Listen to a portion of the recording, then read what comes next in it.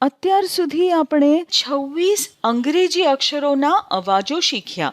આ 26 અક્ષરોમાંથી 5 અક્ષરોના અવાજો સૌથી મહત્વપૂર્ણ છે. શું તમે ઓળખી શકો છો કે આ કયા 5 અક્ષરોના અવાજો છે? એ માટે પાના નંબર 10ની છેલ્લી લીટી જુઓ. તમે ત્યાં 5 અક્ષરો જુઓ છો?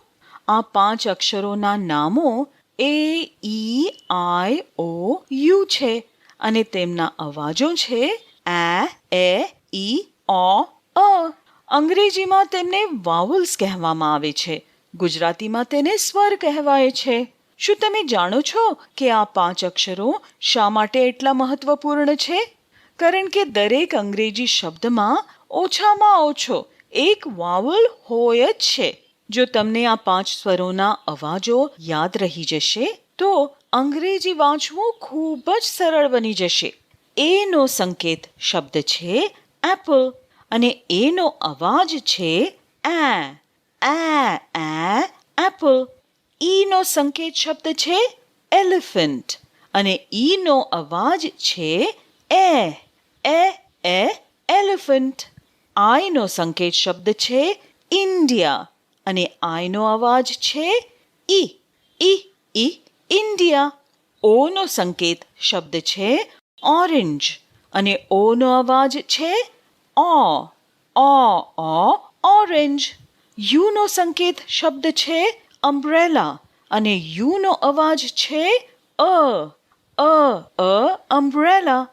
ચાલો હવે 5 સ્વરોનો વાવલ્સનો જાપ શીખીએ. પહેલી વાર મારો ઉચ્ચાર સાંભળો અને પછી બધા મારી સાથે બોલો. સાચા અક્ષરની નીચે તમારી આંગળી મૂકવાનું ભૂલશો નહીં. વાવલ ચેન્ટ. Apple. apple. Apple. Apple. Elephant. Elephant. Elephant. Elephant. India. India. India. India.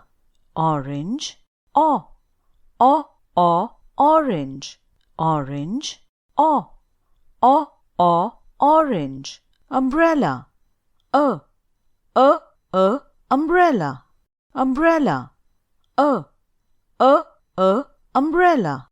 હવે બાળકો ટેક્સ્ટ બુકનું પાનું નંબર 17 ખોલો અને વિભાગ બી જુઓ.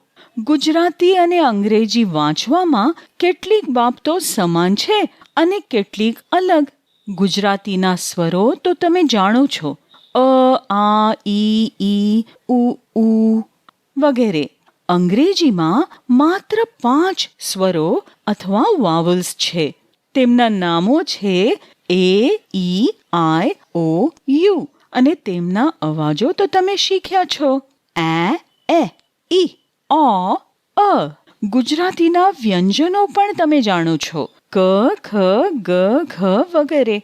અંગ્રેજીમાં ફક્ત 21 વ્યંજનો છે. તેમના નામો છે BCDFGH વગેરે અને તેમના અવાજો પણ તમે જાણો છો, બ, ક, ડ, ફ, ગ, હ વગેરે. હવે બોક્સ સી જુઓ.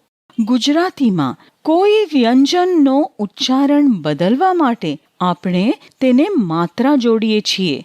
કને આની માત્રા જોડવાથી બને છે ક, આ, કા. ગુજરાતીમાં વ્યંજન કને માત્રાઓ સાથે જોડીને આપણે બનાવીએ છીએ કા, કી, કી, કુ, કુ વગેરે. હવે બોક્સ ડી જુઓ. અંગ્રેજીમાં માત્રાઓ નથી.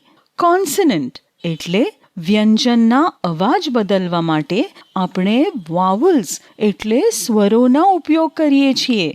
ઇંગ્લિશમાં ક ને એ, ઈ, ઓ, અ જોડવાથી બને છે કે, કી, કો, ક.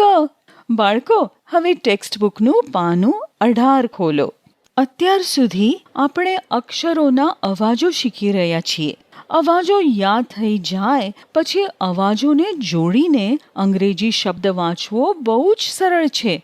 પરંતુ અવાજોને જોડતા વખતે વ્યંજનના અંતની અ અવાજને દૂર કરવો પડશે. એટલે શું? હું સમજાવું છું. ટેક્સ્ટબુકનું પાનું 18ના વિભાગ એની પહેલી લાઈન જુઓ. અહીં ગુજરાતીમાં એ છોકરીનું નામ લખેલું છે, કમલ.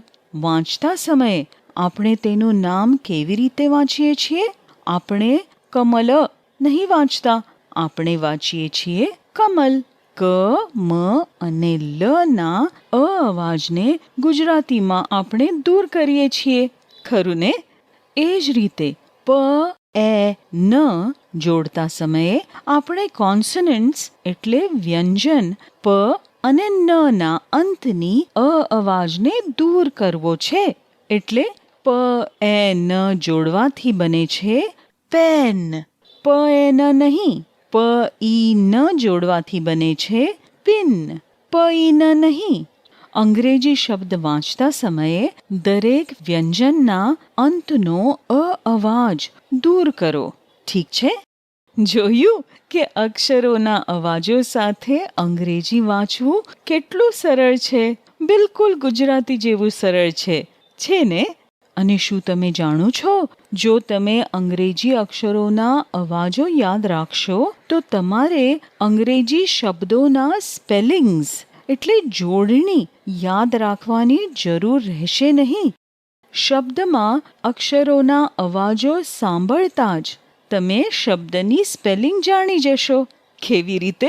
ચાલો જોઈએ. સેક્શન બીમાં પહેલું ચિત્ર શું છે? બસ. શું તમે અંગ્રેજીમાં બસ શબ્દ લખી શકો છો? બસ શબ્દમાં કયા અક્ષરો લખવાના છે? સાંભળો. બસ. બ, અ, સ. પહેલો અવાજ શું છે? બ. બીજો અ અને ત્રીજો સ. બસ અથવા BUS. આ સ્પેલિંગ સાચી છે. અવાજો સાંભળી સ્પેલિંગ લખતા શીખશો તો મોટા ભાગના અંગ્રેજી શબ્દોની સ્પેલિંગ તમને રટવાની જરૂર નહીં પડે. અંગ્રેજી અક્ષરોના અવાજો યાદ રાખવાથી તમે સરળતાથી અંગ્રેજી વાંચી પણ શકશો અને લખી પણ શકશો.